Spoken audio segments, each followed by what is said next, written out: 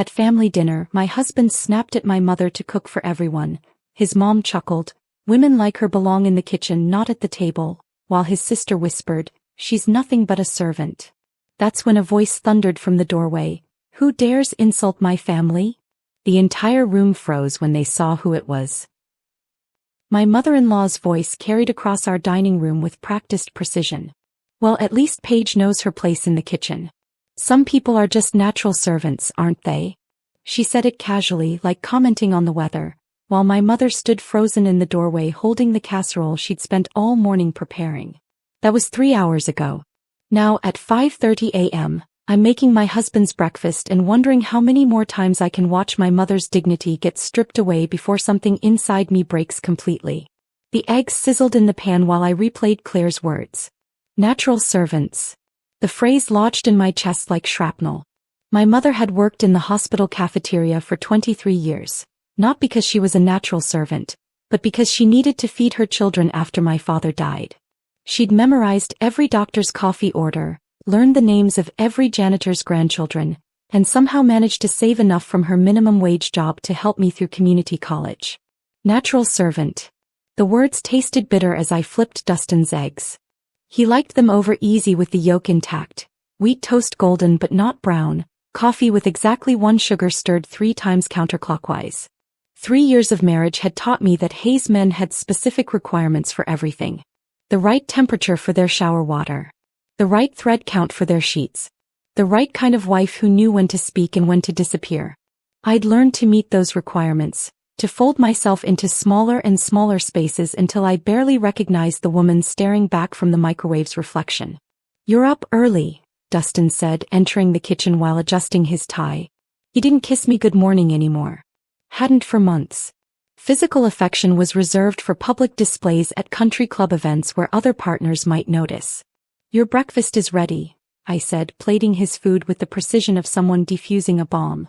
One wrong move, one slightly overcooked edge, and the entire morning would derail into a lecture about standards and maintaining the Hayes reputation. Before we continue, if you believe that every mother deserves dignity and respect regardless of her background, please consider subscribing. It helps us share these important stories with others who understand. Now let me tell you what happened next. He sat at the breakfast bar, scrolling through his phone while eating. The silence between us had weight and texture, filled with all the things we no longer said to each other. I watched him eat the breakfast I'd prepared and thought about how my mother used to make us pancakes shaped like hearts on Sunday mornings, how she'd sing while cooking, how food was love in our house, not performance. "Mother wants to discuss the weekend dinner arrangements," he said without looking up. "She's invited the Brennans. You know how important they are to the firm." The Brennans. Old money Denver family whose approval could make or break careers in this city. Of course Claire would want to impress them. And of course that would mean my mother would spend the evening in the kitchen, preparing food she wouldn't be invited to eat, serving people who wouldn't acknowledge her existence except to criticize the temperature of their soup. "Will my mother be joining us for dinner?" I asked, though I already knew the answer. "She's welcome to help with preparations," Dustin said, which was Hayes speak for no. She would not be sitting at the table. She would be standing behind it, refilling water glasses and clearing plates while everyone pretended she was invisible. By 10 a.m. I'd cleaned the breakfast dishes, arranged fresh flowers throughout the house, and was reviewing our social calendar when I heard a tentative knock at the door. Through the peephole, I saw my mother standing there with grocery bags, the generic store logos practically glowing against the manicured backdrop of our neighborhood. I opened the door quickly, ushering her inside before Mrs. Patterson could document this breach of the neighborhood's unspoken economic standards. "Found chicken on sale," Mom announced, lifting the bags with a pride that broke my heart. £3 for the price of 2. "Thought you might use it for that fancy dinner." She was wearing her good cardigan, the navy one she saved for parent-teacher conferences when I was young, for church on Easter, for moments that mattered. Visiting her daughter apparently required that level of formality now. I helped her carry the bags to the kitchen, noting how she'd wrapped everything in extra plastic, preparing for the worst even in something as simple as grocery transport. "Sandra's daughter just got into state," she said, unpacking the chicken with careful hands. "Full scholarship. Academic. Can you imagine? Her mother can't stop crying happy tears." She glowed with second-hand joy, The kind that came from celebrating other people's children because one of hers had vanished into the business world 7 years ago and the other had transformed into someone who flinched when her mother used the wrong fork at dinner. Mom reached for a cabinet, then hesitated, her hand hovering in the space between action and uncertainty. "The plates are in the upper right now," I said gently, though we both knew that wasn't what made her hesitate. It was the entirety of this kitchen with its sub-zero refrigerator and wine cooler and gadgets that cost more than her monthly rent. She didn't belong here and we both felt it. She looked around the kitchen taking inventory of all the ways my life had changed. Her eyes lingered on the knife block with its German steel, the mixer that cost $800, the copper pots hanging from their custom rack. When she looked back at me, her smile was forced and fragile. "I should have called first," she whispered. "Mom, you never need permission to visit your daughter." But the words rang hollow in this house where everyone needed permission for everything, where spontaneity had been replaced by scheduled appointments and formal invitations. That evening I was preparing dinner when Dustin burst through the door with champagne, his face bright with triumph. "Senior partner," he shouted, lifting me off my feet in a spin that made the room blur. "Youngest in the firm's history." The partners voted unanimously. For a fleeting moment I was 23 again, in love with a man who promised me the world. I kissed him, tasting success and ambition and the faint hint of the scotch he'd had at lunch to celebrate. This was what he'd worked for, what he'd sacrificed everything to achieve, including parts of us I hadn't realized were negotiable. "That's wonderful," I said, and almost meant it entirely. "Mother insists on a proper celebration this weekend. The entire family, plus a few key clients." There was proper. The Hayes family had turned that word into a weapon, wielding it against anything that didn't fit their narrow definition of acceptable. My mother's accent wasn't proper. Her clothes weren't proper. Her existence at their dinner table wasn't proper. But her food was proper enough to serve. Her labor was proper enough to exploit. That night, after Dustin had fallen asleep following too much champagne and self-congratulation, my phone rang. Mom's picture appeared on the screen, the one from last Christmas where she wore the sweater I'd bought her, trying to smile despite everything. "I'm sorry to call so late, baby." Her voice was thick with tears she was trying to hide.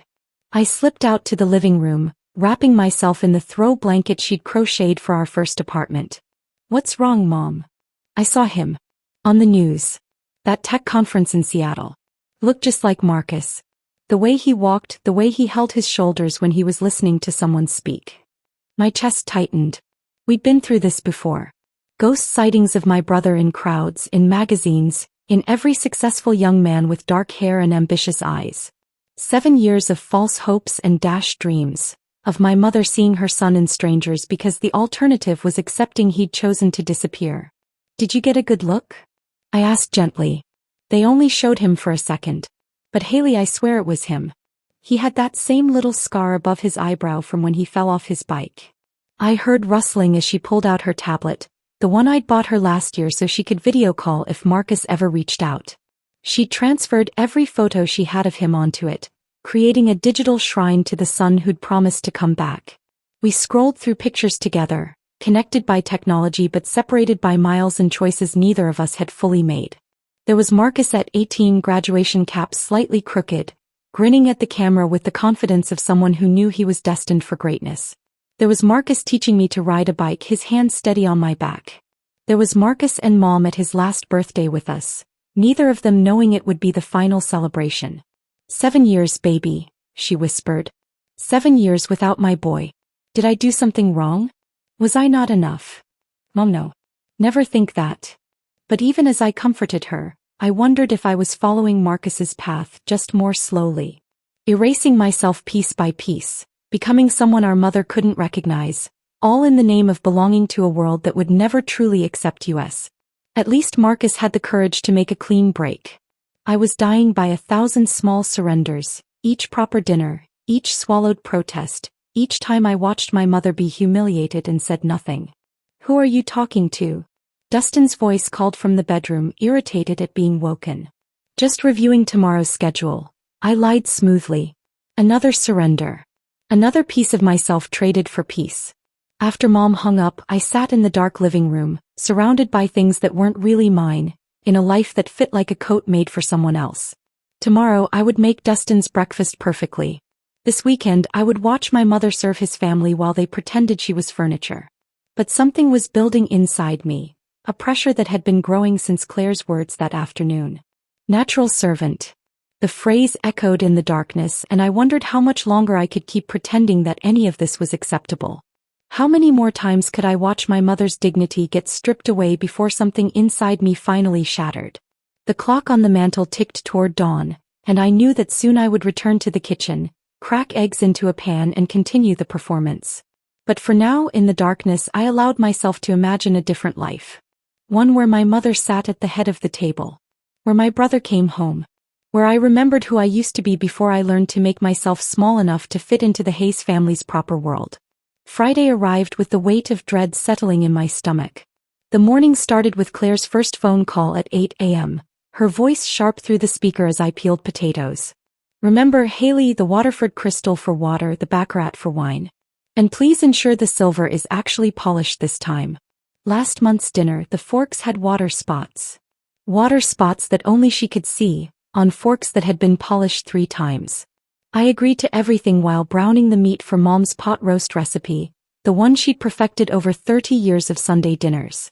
The smell filled the kitchen with memories of our old apartment, where happiness wasn't measured in crystal classifications but in second helpings and laughter. Claire called again at noon to remind me about the proper spacing between place settings. Then at 2 to discuss the appropriate background music. Each call ended with her signature warning. Remember, this reflects on all of us. Mom arrived at 4, an hour before anyone else, carrying a pie she'd made from scratch. She stood at my front door in her best dress, a navy blue piece she'd found at Goodwill and altered herself. The fabric was quality, probably expensive once, and she'd pressed it until every line was perfect. Her earrings were small pearls, not real but polished until they gleamed. She tried so hard to look appropriate, to fit into this world that actively rejected her. I brought dessert, she said, holding up the pie like an offering. Apple. Made it this morning with those Honey Crisps from the farmer's market. Before I could respond, Claire's Mercedes pulled into the driveway. She emerged wearing a dress that cost more than Mom made in 3 months, her expression shifting from neutral to disapproving the moment she saw my mother. Paige, how punctual, Claire said, her gaze traveling from Mom's carefully styled hair to her discount store shoes. Actually, this works perfectly. You might be more comfortable helping in the kitchen while we set up. All those courses and special preparations, you understand. The dismissal was delivered with a smile that never reached her eyes. Mom's shoulders dropped slightly, but she nodded, already moving toward the kitchen before I could protest. Faith arrived moments later with her latest boyfriend, a banker named Preston who looked at our house like he was appraising it for sale. Is that your mother's car? Faith asked, pointing to Mom's 15-year-old Honda. So authentic. Very working class chic. She laughed at her own joke while examining Mom's pie on the counter. Homemade. How quaint. Though Mother already ordered dessert from that French patisserie downtown. The dinner began at 7 with everyone seated around our dining table except Mom, who stood by the kitchen door like a waitress awaiting orders. I'd set a place for her, but Claire had removed it while I was getting wine from the cellar, explaining that we needed more room for the serving dishes. As we settled into the first course, Faith's friend, a woman named Margaret who worked at Dustin's firm, leaned toward Faith and whispered loud enough for the entire table to hear, "Is that the help? She looks familiar." "That's Haley's mother," Faith replied with barely concealed amusement. "She helps out sometimes." Mom had just reached for her water glass, using the wrong hand, picking up the wrong fork to eat her salad. The movement was simple, human, normal anywhere else but here. Claire's laugh tinkled through the air like breaking glass. "Oh, Paige," she said with exaggerated patience, "formal dining must be so overwhelming for you. The fish fork is the smaller one on the outside. Though I suppose in your usual dining situations, one fork does everything." The table erupted in polite laughter while Mom's face flushed deep red. She set down the fork carefully, precisely, her hands disappearing into her lap. Dustin's hand found mine under the table, his grip tight. Not comforting. Warning. His thumb pressed hard against my palm, a silent command to stay quiet, to not make a scene, to let his mother's cruelty pass unchallenged. The courses continued, each one bringing new opportunities for subtle humiliation. When Mom didn't know which wine glass to use, Preston made a joke about public school education. When she tried to join a conversation about travel, mentioning a trip to the state fair, Margaret actually snorted. How charming. State fairs. Do they still have those? Between the main course and dessert, I escaped to check on something in the kitchen and found the bathroom door slightly open. Mom stood at the sink, red wine spreading across the front of her dress like blood. Her shoulders shook with silent sobs. Mom. I pushed the door open fully. I'm fine, she said quickly, dabbing at the stain with paper towels. Faith was passing behind me and her elbow caught my glass. Just an accident. But I'd seen Faith's accidents before. The precision with which she could destroy something while maintaining perfect deniability. Mom's hands trembled as she tried to blot the wine from the fabric she'd spent an hour ironing. I'm ruining everything, she whispered. Dustin's celebration, your dinner party. I shouldn't have come. I don't belong here. The words cut deeper than any knife.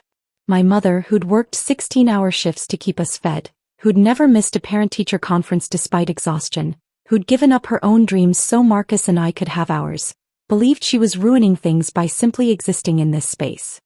Here, I said, pulling off my cashmere cardigan. Wear this. She protested, knowing how expensive it was, but I wrapped it around her shoulders anyway. The sweater covered the stain but couldn't hide the defeat in her eyes. As she fixed her makeup with shaking hands, reapplying lipstick that had worn off from nervous lip biting, I wanted to burn the entire house down. Instead, I helped her clean the wine from her hands and told her she looked beautiful. We returned to find them serving Claire's ordered desserts. Mom's homemade pie pushed to the side, forgotten. The conversation had shifted to vacation homes and investment properties. Things so far from Mom's reality they might as well have been speaking another language. She sat silently, invisible, a ghost at her own daughter's table. Later, after everyone had gone and Mom had insisted on helping clean despite being a guest, Dustin and I prepared for bed in our master suite. The silence between us vibrated with everything unsaid. Your mother was hurt tonight, I finally said, watching him remove his watch, his cufflinks, the armor of success. He sighed the way he did when I brought up anything inconvenient. She needs to understand her place in this family, Haley. She's not a Hayes. She's my mother. And you've adapted beautifully to our world. You learned the rules, the expectations. Why can't she? The casual cruelty of his words stole my breath. Adapted. Like I was a rescue dog who'd learned not to soil the carpets. He climbed into bed, his back to me, the conversation clearly over in his mind. You promised to love everything about me, I said to his turned back. Including where I came from. I do love you, he replied without turning. I loved you enough to help you become better than where you came from. The words hung in the darkness between us, a verdict on everything I'd been before him. Better than where I came from. As if my mother's love, her sacrifice, her strength were things to be overcome rather than honored. I stared at the ceiling, counting the revolutions of the ceiling fan, remembering the apartment where Mom and I had lived after Marcus left. The walls were thin and the carpet was worn, but no one had ever suggested we needed to be improved or fixed or made better. Dustin's breathing deepened into sleep while I lay awake, replaying every moment of humiliation from the evening. Faith's calculated wine spill. Claire's surgical strikes disguised as concern. The way everyone had laughed at Mom's expense while she served them food she'd helped prepare. Preston's comment about her quaint working-class wisdom, when she'd mentioned rain coming based on her arthritis. My phone lit up with a text from Mom. Thank you for dinner. Sorry about the dress. I'll wash your sweater and return it next week. Even now, hours later, she was apologizing. For the wine Faith had spilled. For borrowing my sweater. For existing in a space where her existence was treated as an inconvenience. I typed and deleted a dozen responses before finally sending, I love you, Mom.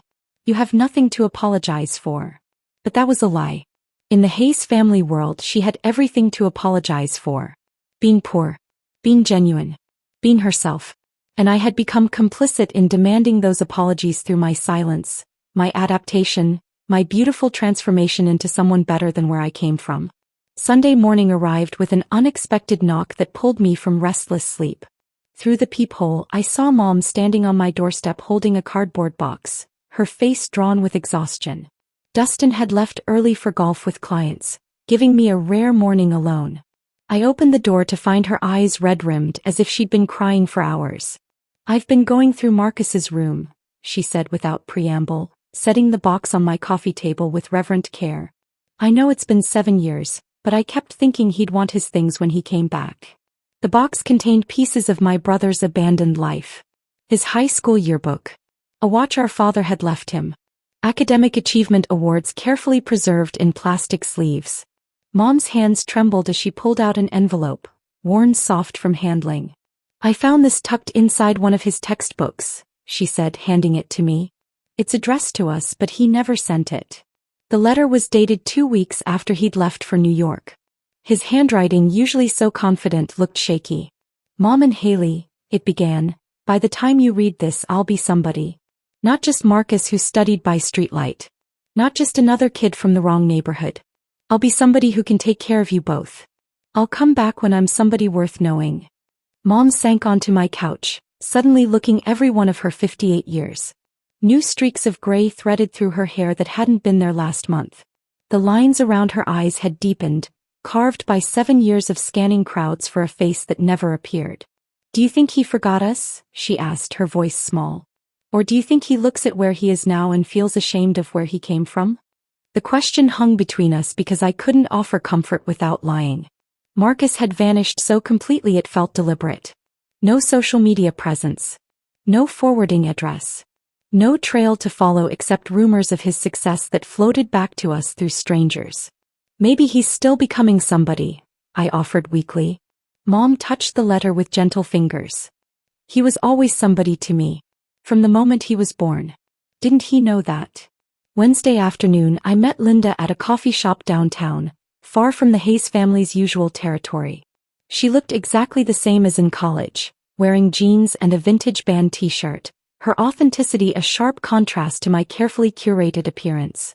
We'd been study partners once, then friends, then slowly nothing as my world shifted to accommodate the Hayes family requirements.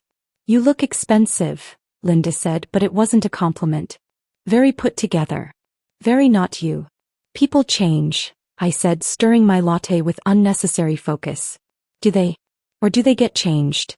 The question sat between us as she studied my designer handbag, my manicured nails, the wedding ring that cost more than her car. "Why don't you ever invite me to your house anymore, Haley? We used to cook dinner together every Friday. Now I have to schedule coffee 3 weeks in advance. Things are just busy with Dustin's career and family obligations." "Family obligations." She repeated the phrase like it tasted sour.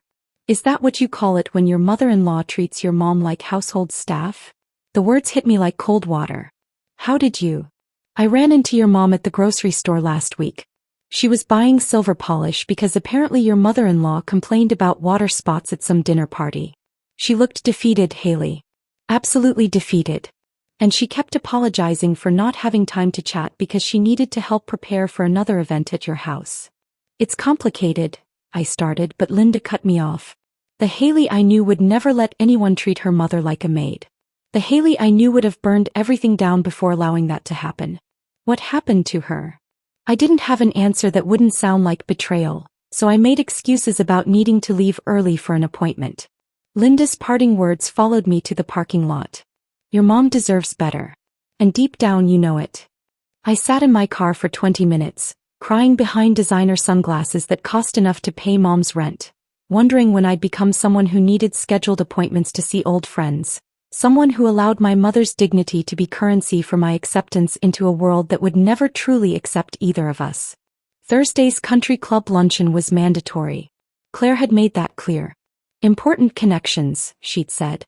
"People who matter." I arrived to find her holding court near the bar, surrounded by women whose faces barely moved thanks to various procedures, their laughter as artificial as their lips. "There she is," Claire announced as I approached. "My little project." The women tittered as she continued. "You wouldn't believe what I started with. Haley didn't even know fish forks existed. But I'm civilizing her bit by bit. It's my charity work, really, taking someone from that background and making them presentable." "How generous," one woman said. "Though it must be challenging. Nature versus nurture and all that." "Oh, the mother still works in food service," Claire said with exaggerated pity. Can you imagine? At her age? But some people just lack ambition.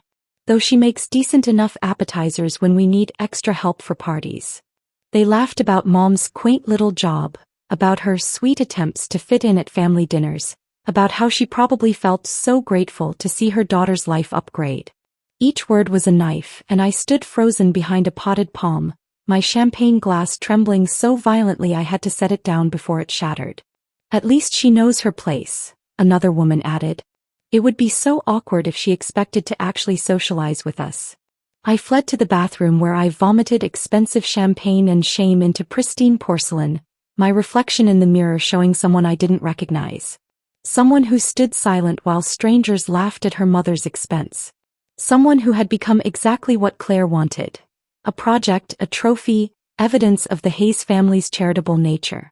Saturday I went to help Mom clean her apartment, something I did less and less frequently.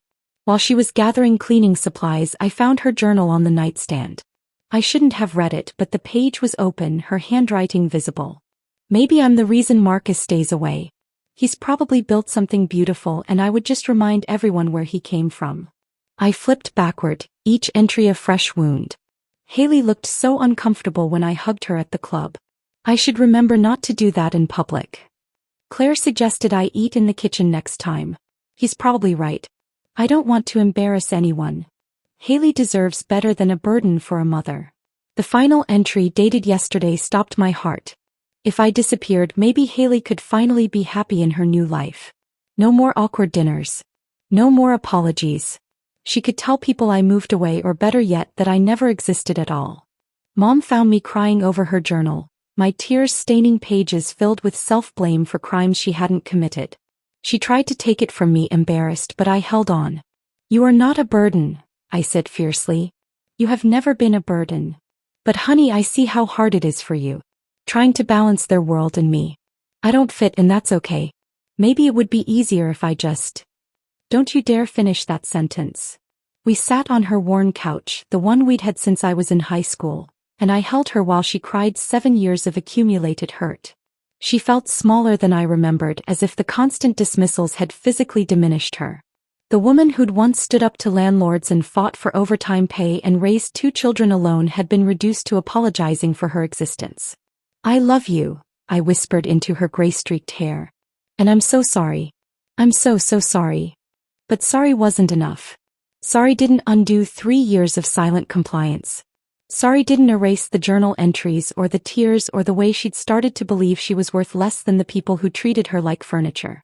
Something had to change. Something had to break. I just didn't know yet that it would be everything. Monday morning, I drove to Mom's apartment to begin preparing for Dustin's partnership celebration. She had already cleared her entire kitchen counter, recipe cards spread across the surface like battle plans. Her face lit up when I walked in, holding grocery bags filled with ingredients she'd bought with her last paycheck. I've been planning the menu all week, she said, pulling out a handwritten list. Mini beef Wellingtons, those stuffed mushrooms Claire liked that one time, 3 kinds of quiche, and my grandmother's secret recipe chicken sauté. She moved through her tiny kitchen with purpose, each movement efficient despite the limited space. This was her domain, where she transformed basic ingredients into magic despite having 1/4 the room of my designer kitchen. As we chopped vegetables side by side, she hummed with anticipation. This will show them I can contribute something special, she said, carefully wrapping each Wellington in puff pastry. Not just heating up store-bought food but real cooking. Maybe they'll see I have value beyond just cleaning up. My chest tightened watching her measure each portion precisely, writing labels with her neat handwriting. Beef Wellington medium rare, vegetarian quiche, nut-free, chicken some mild spice. She wanted so desperately to be seen as more than what they'd reduced her to. What I'd allowed them to reduce her to. We worked for 2 days straight, filling her freezer and mine with carefully prepared dishes. Mom insisted on making extras of everything, worried there wouldn't be enough. By Wednesday evening, we had enough food to feed twice the expected guests. She surveyed our work with satisfaction, flour still dusting her cheek. They're going to love this, she said with such hope it made my stomach hurt. Thursday afternoon, while Mom and I were loading the final dishes into my car, Claire's catering van pulled into my driveway. My heart sank as uniformed staff began unloading silver chafing dishes and professional serving equipment. Claire emerged from her Mercedes, surveying the scene with satisfaction. "The professionals are here," she announced, then noticed Mom's carefully labeled containers. "Oh, Paige, you cooked? How unnecessary. We have more than enough from the caterers." Mom's face fell, but she managed to smile. "Just a few things to help out." "How sweet. We'll find somewhere to put them." The party began at 6, with Denver's legal elite filling our home. Partners from competing firms, judges, city council members, all gathered to celebrate Dustin's achievement. Mom's food had been relegated to the back kitchen, hidden away, while the caterer's identical but inferior versions took center stage in the dining room. Mom stood near the kitchen door in her best dress, the same navy one from previous dinners, waiting for direction. Claire swept past her carrying a tray of the caterer's appetizers, making a show of presenting them to guests. "These are from La Maison," she announced loudly. "Only the best for Dustin's celebration." Though Paige insisted on helping, "She's so comfortable in kitchens, aren't you, dear?" The dismissal was public, deliberate. Several guests glanced at Mom with polite disinterest before returning to their conversations. She retreated into the kitchen where at least she could be useful without being seen. Later, I watched Mom attempt to join a conversation near the bar where 3 partners' wives discussed their recent European vacation. She stood at the edge of their circle, waiting for a pause to contribute. "Paris is lovely," Mom offered when they mentioned France. "I've always wanted to see the Eiffel Tower." Faith materialized beside her with surgical precision. "But you've never been anywhere, have you?" Her voice carried across the room. "I mean actual travel, not just watching the Travel Channel." The women tittered uncomfortably while Mom's cheeks burned. One tried to be kind, asking, "Where would you go if you could travel anywhere?" Before Mom could answer, Faith interjected, "Probably somewhere with a nice kitchen to work in. Some people just can't leave work behind, can they?" Dustin stood 3 feet away, champagne in hand, watching his sister humiliate my mother. When our eyes met, he actually laughed. Not uncomfortable laughter, not nervous laughter, but genuine amusement at my mother's expense. He raised his glass to me in a mock toast before turning back to his conversation. The kitchen had become a war zone of competing caterers and family politics. Mom tried to help the professional staff, but they treated her like an intruder in what had been her safe space. As she reached for a tray of the caterer's appetizers to pass, Claire's sharp voice cut through the chaos.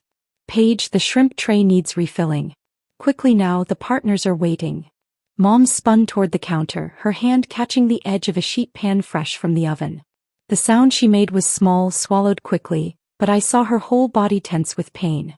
The caterer barely glanced at her as she cradled her hand against her chest. I started toward her, but Dustin materialized at my elbow, his grip firm on my arm. "Don't make a scene," he hissed in my ear. "Not tonight. This is too important."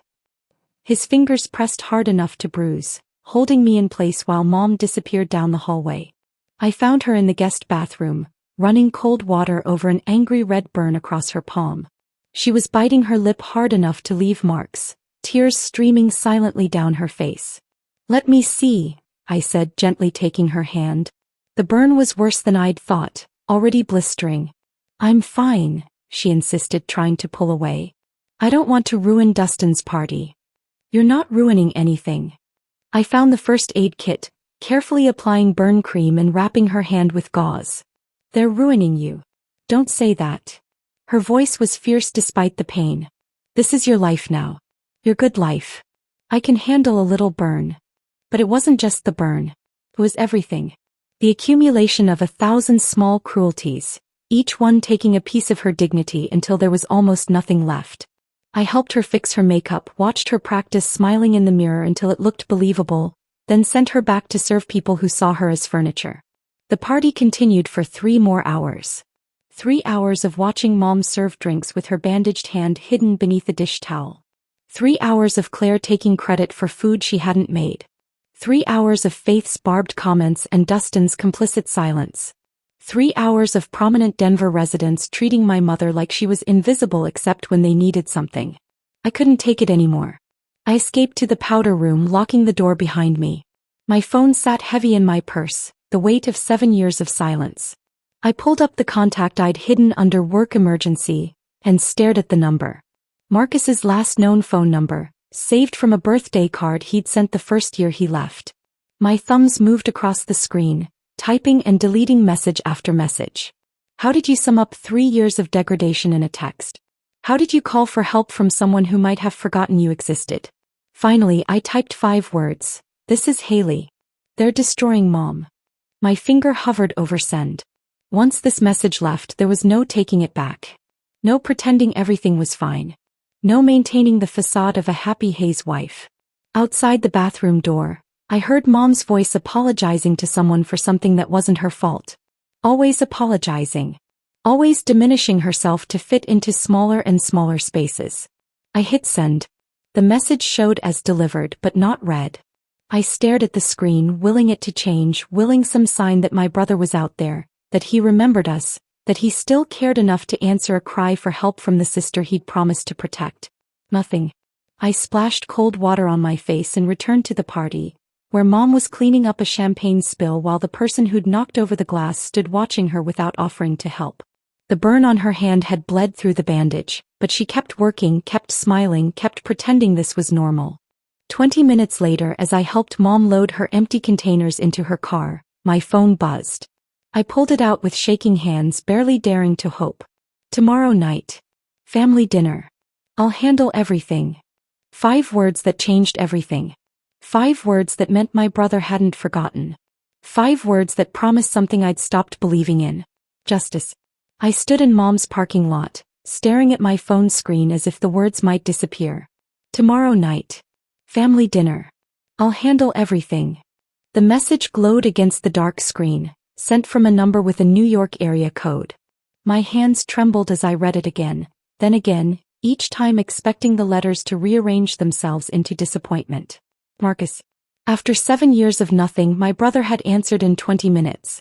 Not with questions or excuses or gradual reconnection, but with a promise of action. I'll handle everything. The same words he used to say when neighborhood kids bothered me after school, when the landlord threatened eviction, when life became too heavy for a teenager to carry alone. I looked up at Mom's apartment window where she stood watching me leave, her bandaged hand raised in a small wave. The urge to run back upstairs and tell her everything nearly overwhelmed me. Your son is coming home. Marcus remembers us. Tomorrow night everything changes. But I couldn't risk it. If this was another ghost, another false hope, another dead end in 7 years of searching faces in crowds, it would destroy what remained of her spirit. Sleep never came that night. I lay beside Dustin, counting his breaths, watching shadows move across the ceiling while my mind raced through possibilities. The Marcus Morrison everyone whispered about in business circles. The tech mogul who'd built Morrison Industries from nothing. The billionaire who'd gone public 6 months ago in a deal that made headlines. Could that really be my brother? The same boy who'd eaten cereal for dinner when Mom worked late shifts? Friday morning arrived with Dustin's voice cutting through my exhaustion.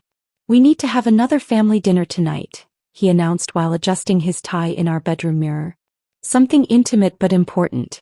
Judge Harrison mentioned he might stop by, and Mother wants to ensure we make the right impression.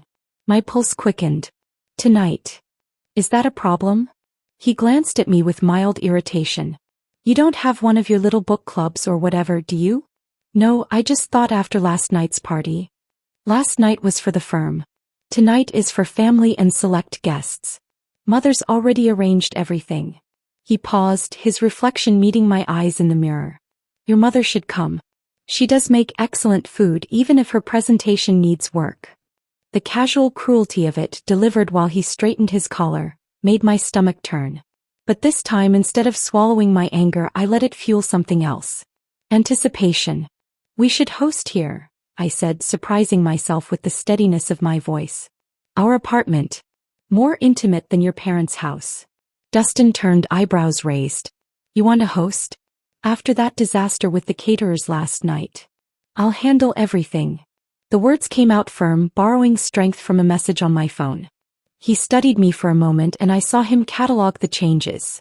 My straight spine, my direct gaze, the absence of my usual apologetic deference.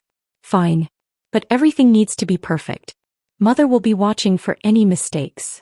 After he left, I called Mom. There's another dinner tonight. At our place. Her sigh carried the weight of exhaustion. Should I cook something? Just come as yourself, Mom. That's all I need. But Claire expects. Please. Just trust me. Wear something you feel beautiful in. There was a long pause. Haley, are you all right? You sound different. Different. I caught my reflection in the hallway mirror. Same designer clothes, same styled hair, same haze-approved appearance. But something had shifted in my eyes. A spark that had been dormant for 3 years. I'm better than all right, I told her. I'll see you at 7. I spent the afternoon preparing with meticulous care, but not in the way Claire would expect. No elaborate place settings or complex menu. Instead, I made Mom's pot roast recipe, the one that filled our childhood home with warmth. I used regular plates, not the haze china. I opened windows to let actual air flow through the apartment instead of relying on artificial freshener. For the first time in 3 years, I prepared my home like it was actually mine. At 4 o'clock, I watched from the window as Mom walked into a discount store. 20 minutes later, she emerged with a small bag, and I knew without looking what it contained. New earrings. She was spending money. She didn't have to try to look presentable for people who would never see her as anything more than the help. She arrived at 6:30 before everyone else, wearing the navy dress she'd worn to every Hayes family event, but this time with small silver earrings that caught the light when she moved. She'd styled her hair differently, softer around her face, and applied lipstick with careful precision. How do I look? She asked, smoothing the fabric over her hips. Presentable. I pulled her into a fierce hug, breathing in the familiar scent of her drugstore perfume mixed with the vanilla extract she always dabbed behind her ears. You look perfect. He pulled back to study my face. What's going on, baby? You're scaring me a little. Nothing's wrong. I just love you. Her eyes filled with tears. She quickly blinked away. Don't make me ruin my makeup. As she helped me set the table, I watched her practice conversation starters under her breath, consulting small notes she'd written on her palm about current events, the weather, anything that might make her seem worthy of inclusion. She'd rehearsed being interesting as if her natural self, the woman who'd raised 2 children alone, who'd worked herself to exhaustion for our dreams, who knew how to stretch $20 into a week of meals, wasn't interesting enough. At 7 sharp, the Hayes family arrived en masse. Claire swept in first, her gaze immediately cataloging everything wrong with my preparations. Paper napkins, Haley? Really? She touched the regular plates with obvious disdain. And you're serving pot roast? How rustic. Faith followed, her nose wrinkling at the smell of actual home cooking. It smells like a cafeteria in here, she announced to Preston, who'd accompanied her again. Some people just can't rise above their origins. Dustin's father, Harold, whom I rarely saw at family gatherings, surveyed the apartment like a general inspecting disappointing troops. Interesting choice for hosting important guests, he told Dustin. One should always know one's limitations. They settled around the table with the air of royalty forced to dine with peasants. Mom automatically moved toward the kitchen, but I caught her hand. Sit, I said loud enough for everyone to hear. You're a guest. Claire's eyebrows shot up. Surely Paige would be more comfortable. She'll be comfortable at the table. With family. The word family hung in the air like a challenge. Faith actually laughed. Family? That's generous. As we began eating, the usual performance started. Claire commented on the seasoning being rather aggressive for refined palates. Faith mentioned that pot roast was so heavy, so working class. Harold delivered a lecture on the importance of maintaining standards that felt pointed and deliberate. Through it all, I watched the clock. 7:15, 7:30, 7:45. Each minute stretched like an hour while Mom grew smaller in her chair, while the Hayes family grew bolder in their casual cruelty, while my secret hope began to feel like delusion. At 7:58, Claire launched into her favorite topic. You know, Paige, there's something admirable about people who know their station in life. Don't you agree? Not everyone needs to climb. Some people are meant to serve, and there's honor in that. Mom's hands trembled as she reached for her water glass. I suppose. Take you for example, Claire continued, her smile sharp as glass. You found your place in food service. It suits you. Some people are just naturally meant for kitchens. Faith leaned forward with predatory interest. Speaking of kitchens, shouldn't you be in ours? I mean, that's where you're most comfortable, isn't it? The clock on the mantel showed 8 o'clock exactly. That's when we heard it. Footsteps in the hallway. Heavy. Confident. Approaching with the certainty of someone who belonged everywhere they went. The doorknob turned. The door swung open before anyone could respond, before I could even stand. The solid oak door that usually opened quietly on well-oiled hinges crashed against the wall with enough force to rattle the picture's frames. Every head at the table whipped toward the sound, forks suspended midway to mouths, wine glasses frozen in mid-sip. "She's nothing but a servant," Faith had just finished saying, the words still hanging in the air like poison gas. A figure stood silhouetted in the doorway, backlit by the hallway lights. For a moment nobody moved. Nobody breathed. The apartment itself seemed to hold its breath, waiting. Then he stepped forward into the light and the world shifted on its axis. The man who entered my dining room commanded the space with an authority that made the air itself feel heavier. He wore a charcoal suit that had been tailored to perfection, the kind of precision that whispered rather than shouted its expense. His shoes reflected the overhead lights as he moved, Italian leather that probably cost more than Mom's annual salary. But it was his presence that transformed the room, a controlled power that made everyone else seem suddenly small. "Who dares insult my family?" The voice that thundered from him wasn't loud in volume but in impact.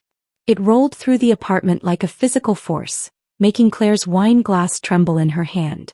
His eyes swept the room, cataloging faces, positions, the tableau of cruelty he'd walked into. Those eyes. Dark, intense, older than I remembered but unmistakably familiar. The same eyes that had watched over me on playgrounds, that had stayed awake studying by candlelight when the electricity got cut off, that had looked back at me through an airplane window 7 years ago with promises he'd never kept. Till now. Marcus. My brother stood in my dining room like an avenging angel dressed in Armani, his jaw clenched with a fury I'd never seen before. He was broader than the skinny teenager who'd left us, his shoulders filling the doorway, his presence making our spacious apartment suddenly feel cramped. Success had transformed him physically, but underneath the expensive exterior, I could still see the boy who'd shared his last piece of bread with me when we had nothing else. Dustin's fork clattered to his plate. His face went through a series of expressions: confusion, recognition, disbelief, and finally, pure terror. His mouth opened and closed several times before he managed to speak. Mr. Marcus Morrison." His voice cracked like a teenager's. "The Morrison Industries Marcus Morrison?" The transformation in the room was instant and absolute. Harold, who'd been lounging in his chair like he owned the place, shot upright so fast his knee hit the table, sending water glasses wobbling. Claire's perfectly composed mask shattered, her face draining of color until her makeup looked like paint on a corpse. Faith scrambled backward, her chair screeching against the hardwood floor as she tried to put distance between herself and the man in the doorway. As everyone in Denver knew that name. Morrison Industries had revolutionized cloud computing infrastructure, had contracts with every major corporation in the state, had gone public 6 months ago in an IPO that made headlines worldwide. Marcus Morrison was the mysterious CEO who rarely gave interviews, who controlled enough digital infrastructure to cripple half the country's businesses with a keystroke. The man Forbes had called the ghost billionaire, because he seemed to materialize from nowhere. And he was standing in my apartment looking at me with eyes that held 7 years of apology. "Hello, little sister," he said, his voice softening just for those 3 words. The wine glass slipped from Claire's nerveless fingers, shattering on the floor in a cascade of crystal and merlot. The sound broke whatever spell had frozen the room.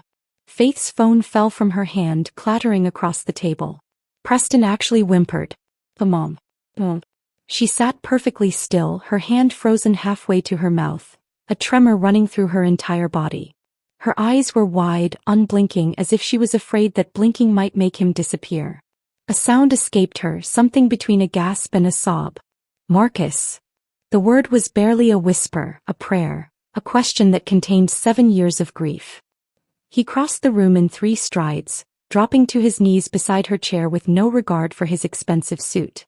His hands, steady and strong, reached for hers, the same hands that had taught her to use a computer, that had fixed our broken appliances with wire and determination, that had wiped her tears when Dad died. "Mom," he said, and his voice broke on the word. "I'm sorry. I'm so sorry." She touched his face with shaking fingers, tracing the scar above his eyebrow from the bike accident, feeling the reality of him. Then she collapsed forward into his arms, sobbing with the force of 7 years of suppressed hope.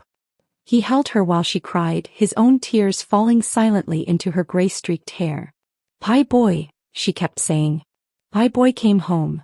The Hayes family sat frozen, watching their world reconstruct itself around a new reality. They'd spent 3 years tormenting the mother and sister of one of the most powerful men in Colorado. The calculation of their catastrophic mistake was visible on each face. Harold recovered first, his business instincts overriding his shock. "Mr. Morrison, we had no idea. Your family never mentioned."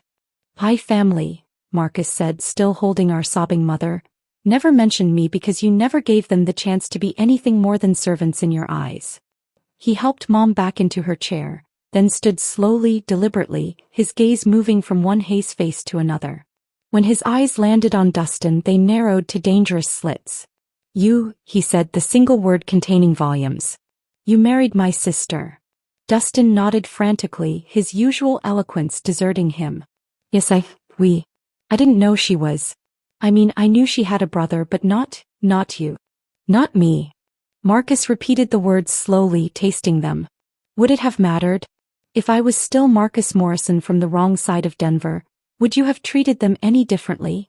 The question hung in the air, unanswered because everyone knew the truth. My brother's success was the only thing that made our humanity visible to them. Faith tried to shrink into her chair, but Marcus's attention had already shifted to her. "You called my mother a servant. Said she belongs in the kitchen." "I didn't mean," Faith started. "You meant exactly what you said." His voice was calm, conversational, which somehow made it more terrifying. "You've meant every cruel word, every dismissive gesture, every deliberate humiliation you've inflicted on them for 3 years." Claire found her voice, though it shook. "This is all a misunderstanding. We've always welcomed Paige and Haley into our family." "Welcomed?" Marcus pulled out his phone, swiping to something before holding it up. "Should I read the text you sent your son last week? The one about keeping the help in the kitchen during important dinners? Or would you prefer I share the email where you called my sister a charity case? You were civilizing." Claire's mouth fell open. "How did you?" "Morrison Industries handles your firm's entire digital infrastructure," Marcus said simply. "Every email, every text, every cruel word you thought was private." The implications of that statement rippled through the room. Harold's face went from pale to gray. Dustin looked like he might be sick. Faith was crying, mascara running in black rivers down her cheeks. But I was watching my mother. She sat straighter in her chair, her tears drying, something returning to her eyes that had been missing for 3 years. Pride. My brother hadn't just come home. He'd come home as someone who could defend her, protect her, restore everything they tried to take from her. "Now," Marcus said, his voice dropping to that dangerous quiet that used to precede his worst revenges against neighborhood bullies, "let's discuss exactly what you've been doing to my family." Marcus moved toward Mom with deliberate calm, each step measured and purposeful. The Hayes family remained frozen in their chairs, watching him kneel beside her again. His hands, gentle now, reached for hers. That's when he saw it. The bandage wrapped around her palm, spotted with blood that had seeped through the gauze. "Let me see," he said softly, carefully unwrapping the bandage. The burn underneath was angry and blistered, clearly painful despite Mom's attempts to hide it. Marcus's jaw tightened as he examined the wound, his fingers barely touching the edges where the skin had bubbled and torn. "How did this happen?" His voice remained quiet, but something dark moved beneath the surface. Mom tried to pull her hand away. "It's nothing, just a little kitchen accident." "At the partnership party," I interrupted, unable to hold back anymore. She was rushing to refill appetizers because Claire commanded it. She burned herself on a pan, and when I tried to help her, Dustin told me not to make a scene. Marcus's head turned slowly toward Dustin, and the temperature in the room seemed to drop. When he stood, he moved with the controlled precision of a predator. "You made my mother cook for you?" His voice had dropped to a whisper that somehow carried more threat than any shout. "Called her a servant? Said she belongs in the kitchen? And when she injured herself serving you, you were more concerned about appearances than her pain." Dustin raised his hands defensively, already pushing his chair back. "Now wait, I never meant." The punch cut off whatever excuse he was about to make. Marcus's fist connected with Dustin's jaw with a crack that echoed through the apartment. My husband toppled backward, his chair clattering across the floor as he went down hard, blood immediately streaming from his split lip and what looked like a broken nose. Claire screamed. Faith pressed herself against the wall. Harold half rose from his chair, then thought better of it when Marcus turned that dangerous gaze on him. The next person who moves or speaks without permission will regret it, Marcus said conversationally, stepping over Dustin's groaning form. He pulled out his phone again, swiping through screens with practiced efficiency. Let's discuss your crimes properly. 3 years of psychological abuse directed at my sister. Forcing her to abandon her counseling career. Systematic isolation from friends and support systems. Financial control through joint accounts you monitor obsessively. He looked up at Dustin, who was struggling to sit up, blood dripping onto his expensive shirt. Should I continue? You can't prove any of that, Harold said, finding his courage in legal technicalities. Marcus smiled, and it was terrifying. Morrison Industries processes 40% of this state's digital infrastructure.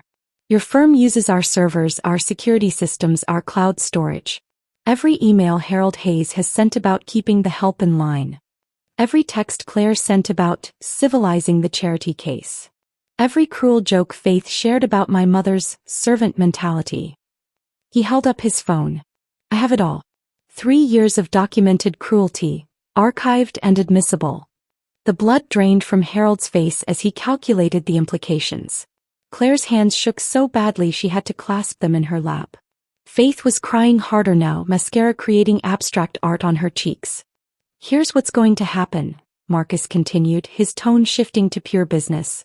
First, immediate apologies. Real ones. On your knees if necessary. Second, Haley returns to her counseling career with full support, including a public statement from the Hayes family about how proud they are of her work with troubled youth. Third, my mother becomes an honored member of this family. Not tolerated.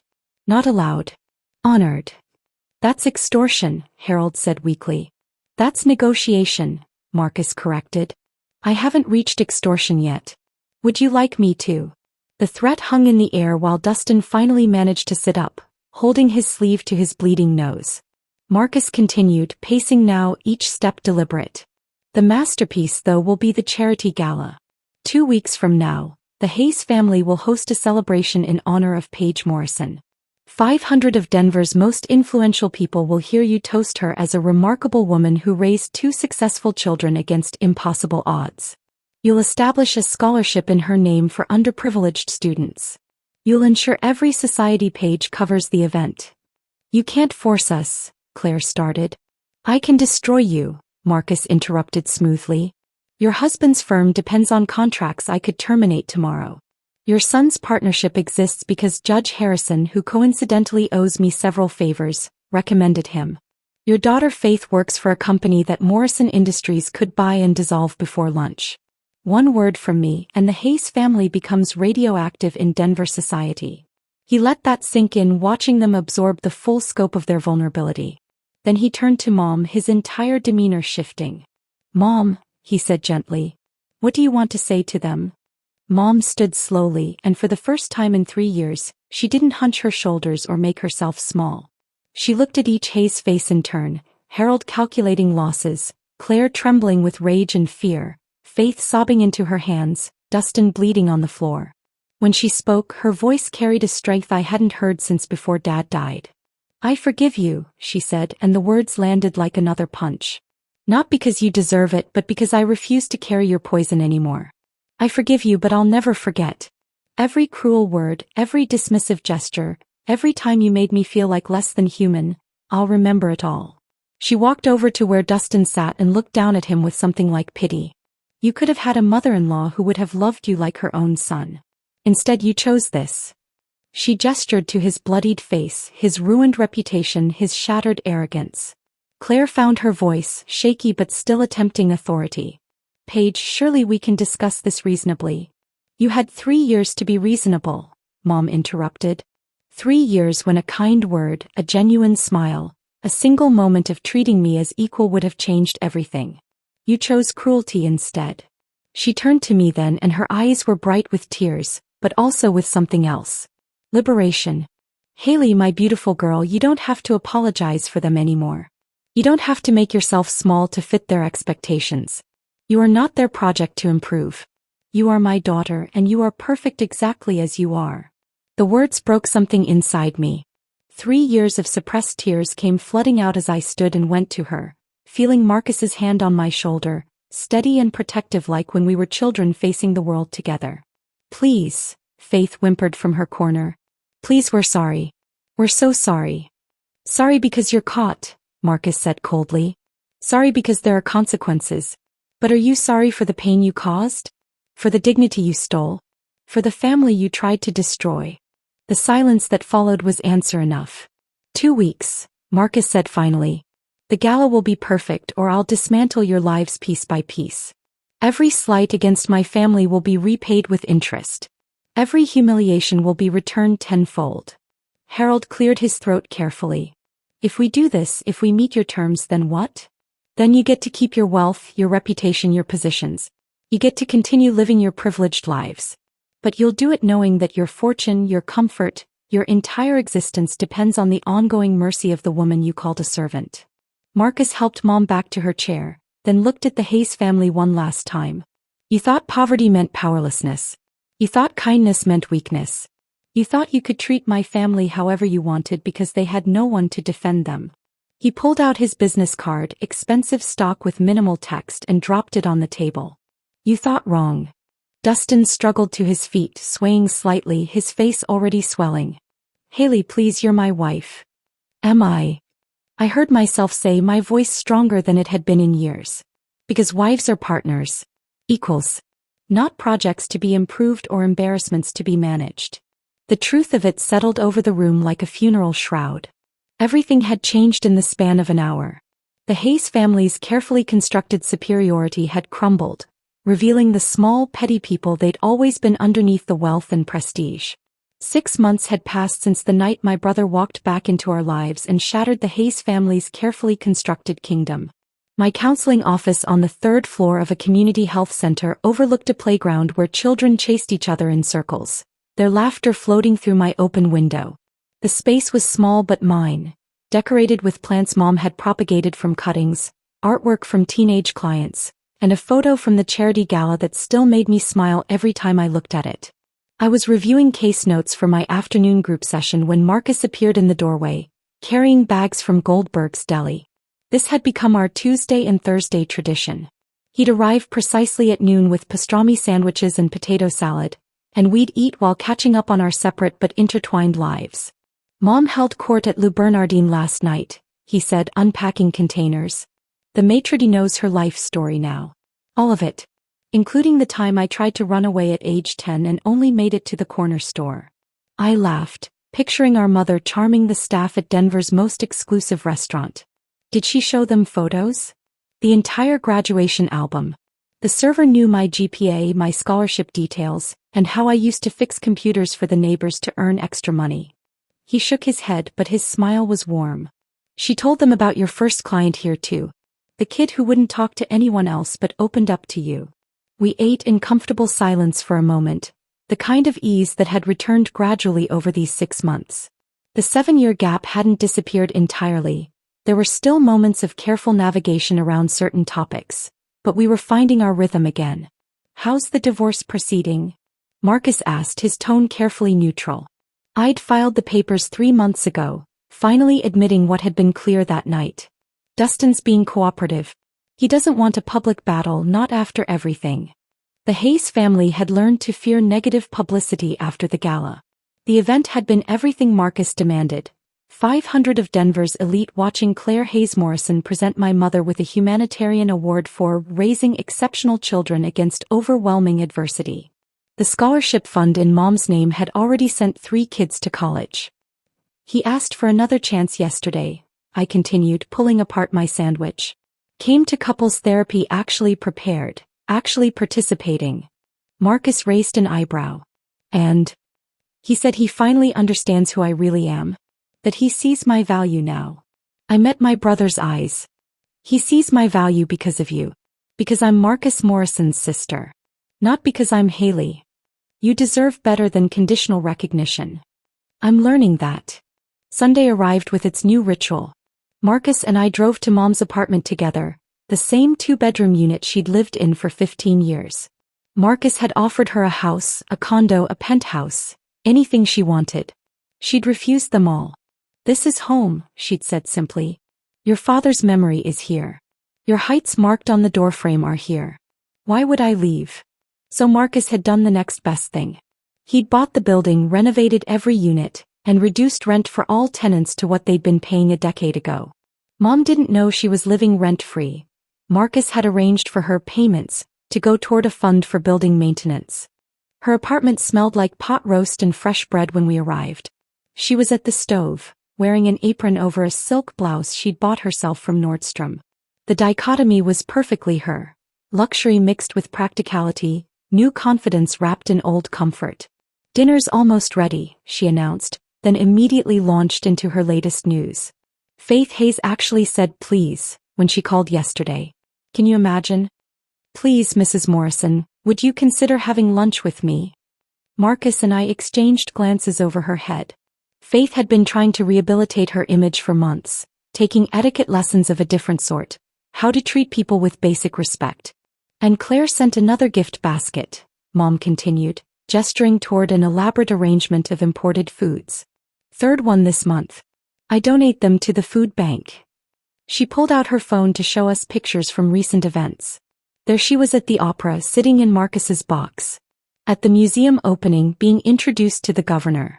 At the hospital fundraiser, where she'd been asked to speak about her experience raising successful children as a single mother.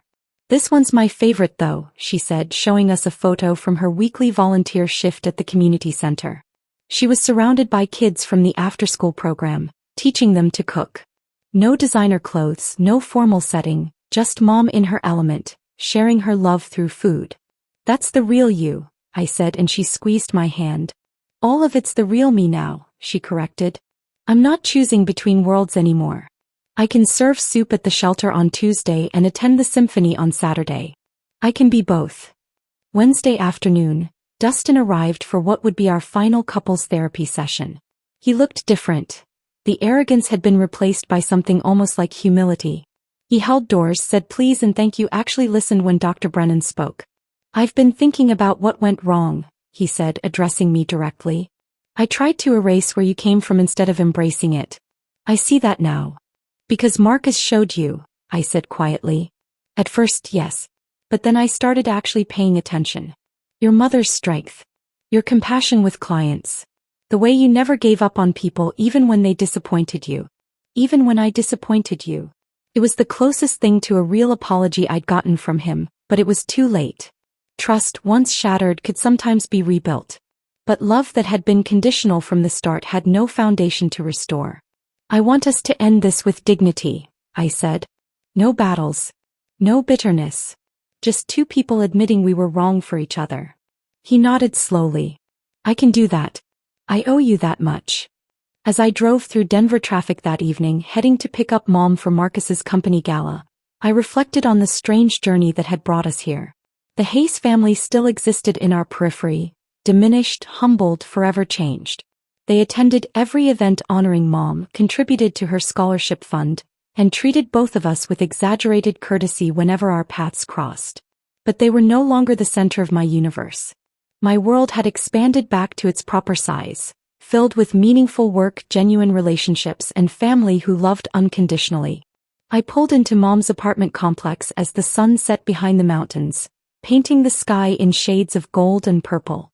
She was waiting at her window, wearing a midnight blue designer dress she'd bought with her own money.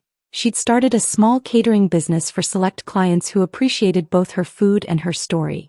When she saw my car, she waved, standing tall and proud. This was what victory actually looked like. Not the Hayes family's destruction, though their humbling had been satisfying. Not even Marcus's dramatic return, though having my brother back was a gift I treasured daily.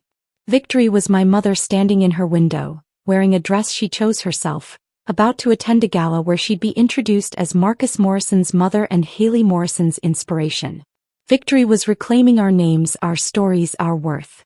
As Mom got into my car, adjusting her dress carefully, she looked at me with eyes that sparkled with hard-won peace. "Ready?" I asked. "I've been ready my whole life," she said. "I just didn't know it until now." We drove toward downtown, toward Marcus's building where he waited to escort his mother into a room full of people who would see her for exactly who she was. A woman who'd raised 2 children to understand that love wasn't about power or position or possession. Love meant showing up for the people who matter, even if it takes 7 years to find your way back home. If this story of family redemption and sweet revenge kept you riveted until the very end, hit that like button right now. My favorite moment was when Marcus thundered, "Who dares insult my family?" from the doorway, completely changing the power dynamic in seconds. What was your most satisfying moment? Share it in the comments below. Don't miss more powerful stories of justice and family loyalty. Subscribe and tap that notification bell so you never miss an upload.